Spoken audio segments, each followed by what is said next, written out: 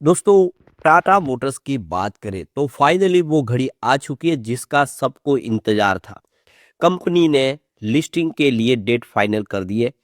कल 12 नवंबर को अब कमर्शियल व्हीकल के बिजनेस की लिस्टिंग होने जा रही है, जिसका नाम टाटा मोटर्स लिमिटेड रखा गया है। तो सबको आश्चर्यचकित किया है। अंदाजा जो था कि नवंबर के एंड में लिस्टिंग होगी, लेकिन कंपनी ने बहुत जल्द फास्ट में लिस्टिंग की डेट फाइनल कर दी है। तो अब लिस्टिंग क्या प्राइस से होने वाली है, किस तरह से लिस्टिंग होगी और निवेशक कब इन शेयरों को बेच पाएंगे, कब वो शेयर को देख पाएंगे, इन सारी बातों को अच्छे से समझने की कोशिश करेंगे। इसके अलावा भी कुछ और बड़ी अपडेट है जिसको भी जानेंगे। तो अब आप देख सकते हो कि आने वाले दिनों में हमें टाटा मोटर के दो अलग अलग शेयर बाजार में दिखाई देंगे। निवेशकों के लिए तो वैसे फायदा ही है, क्योंकि उनके पास एक शेयर था, उसके बदले में एक शेयर उनको बिल्कुल फ्री मिला है।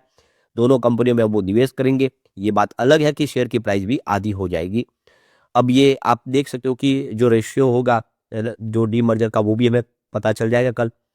तो आगे की क्या संभावना बन रही है उसको जानेंगे इस वीडियो के माध्यम से। लेकिन फ्रेंड्स, उससे पहले अगर आप पहली बार हमारे चैनल पे आए तो चैनल को सब्सक्राइब कर दीजिए, एक बेल आइकॉन दबा दीजिए ताकि जब भी नया वीडियो बने पहला नोटिफिकेशन आपको मिले। वीडियो पसंद आए तो लाइक से जरूर कीजिए।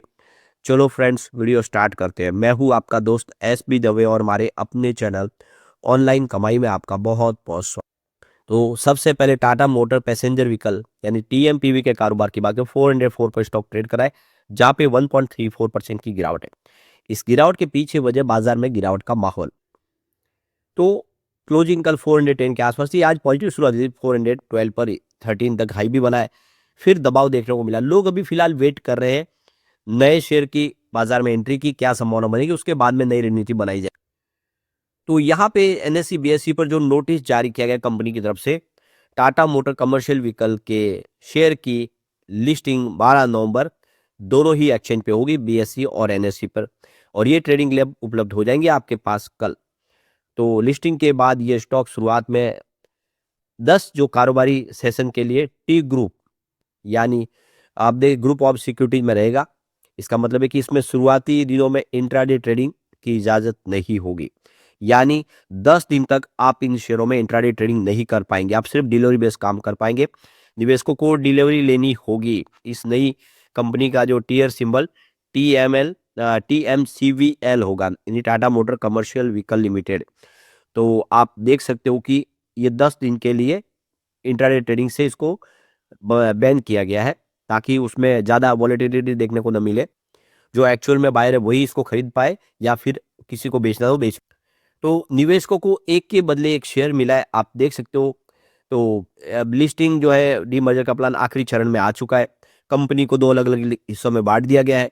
एक तरफ पैसेंजर व्हीकल का बिजनेस और दूसरी तरफ आप देखें तो कमर्शियल व्हीकल का बिजनेस।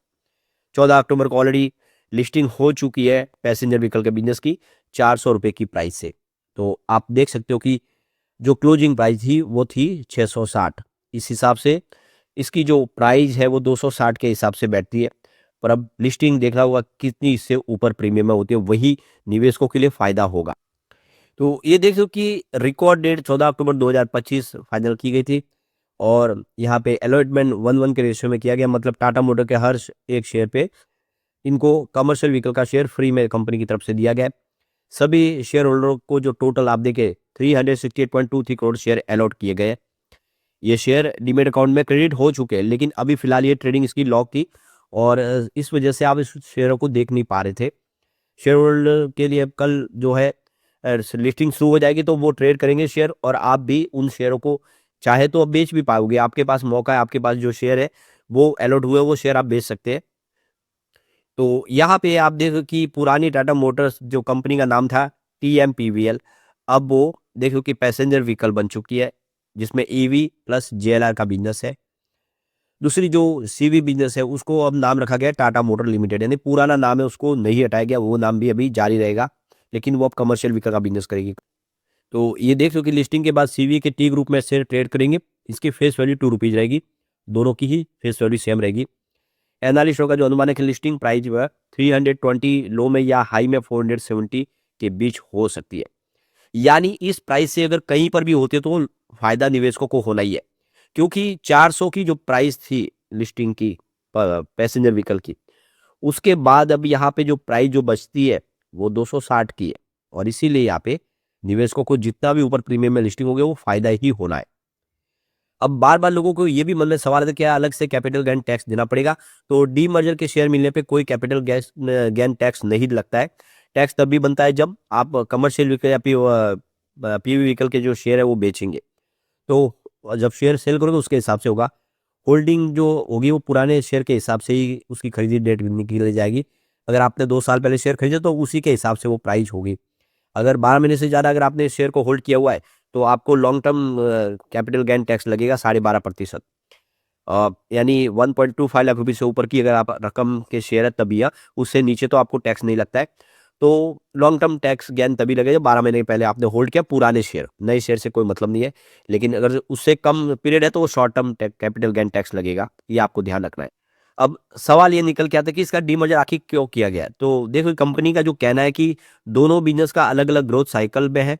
सीवी बिज़नेस में 37% से ज़्यादा मार्केट शेयर है, जबकि पीवी बिज़नेस में ईवी, जेएलआर पर फोकस है।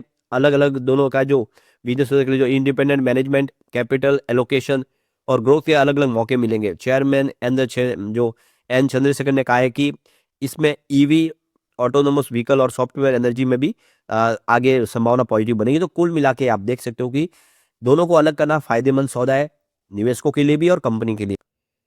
तो अब आगे की क्या संभावना बनेगी? तो लिस्टिंग के बाद कमर्शियल व्हीकल का जो बिज़नेस है वो ये देख सकिए अशोक लेलैंड जैसे प्योर सीवी कंपनीज़ के साथ में अब कॉम्पिटिशन करेंगे। टाटा मोटर पैसेंजर व्हीकल का जो बिज़नेस है उसकी जो टक्कर होगी मारुति सुजुकी, महिंद्रा जैसी कंपनियों से तुलना होगी। वो अपने अब निर्णय लेके किस तरह से आगे बढ़ना वो फैसले अलग से कर पाएँगे। दोनों कंपनियों के अलग-अलग डिविडेंड पॉलिसी भी रहेगी, दोनों कंपनियाँ अलग से आपको डिविडेंड देगी। अब देखना होगा कि डिविडेंड कितना कंपनी देती है, तो डिविडेंड देना शुरू कर दिया, कंपनी प्रॉफिट में आ गई है और अपेक्षा है कि इस बार दोनों कंपनी अपने हिसाब से डिविडेंड का ऐलान भी करेगी। तो देखिए कि जो पहला रिजल्ट हमारे सामने 14 अक्टूबर को आने वाला है पैसेंजर व्हीकल का, उसमें हमें देखना होगा कितना डिविडेंड कंपनी देती है, लेकिन उम्मीद है कि बेहतर डिविडेंड मिलेगा। एनालिस्टों को लगता है कि डीमर्जर से जो वैल्यू अनलॉक होगी और शेयरधारकों को काफ़ी फायदा होगा। तो शानदार डिविडेंड और दोनों कंपनियों में अलग-अलग डिविडेंड भी हमें। अब आप देख सकते हो कि टाटा मोटर पैसेंजर व्हीकल अपने रिजल्ट को डिक्लेयर करने जा रहे हैं, जिसका पहले नाम था टाटा मोटर लिमिटेड, अब टाटा मोटर पैसेंजर व्हीकल हो चुका है। तो ये देख सकते हो कि 14 नवंबर 2025 को फ्राइडे को हमारे सामने क्वार्टर 2 का रिजल्ट होगा और उम्मीद है कि रिजल्ट जो है कुछ बेहतर होगा। लेकिन जिस तरह से पैसेंजर व्हीकल के बिज़नेस को दबाव झेलना पड़ा, जेएलआर के बिज़नेस की वजह से और ग्लोबल मार्केट में देख सकते हो कि जो प्रॉब्लम थी टैरिफ की, उससे थोड़ा दबाव बनेगा। लेकिन हो सकता है कि कोई अच्छा फैसला हो, कंपनी अच्छा डिविडेंड का ऐलान कर दे। तो उम्मीद डिविडेंड से भी है कि बेहतर डिविडेंड मिलेगा, तो फिर यहाँ पे एक पॉजिटिव माहौल बन जाएगा। लेकिन फ्रेंड्स, कोई भी इन्वेस्टमेंट करने से पहले अपने फाइनेंशियल एडवाइजर से एडवाइस ले ले या अपना खुद का रिसर्च करें, क्योंकि मैंने वीडियो आपके एजुकेशनल पर्पज के लिए ही बनाया। वीडियो पसंद आए तो लाइक से जरूर कीजिए और चैनल को सब्सक्राइब कर दीजिए। Thank you friends.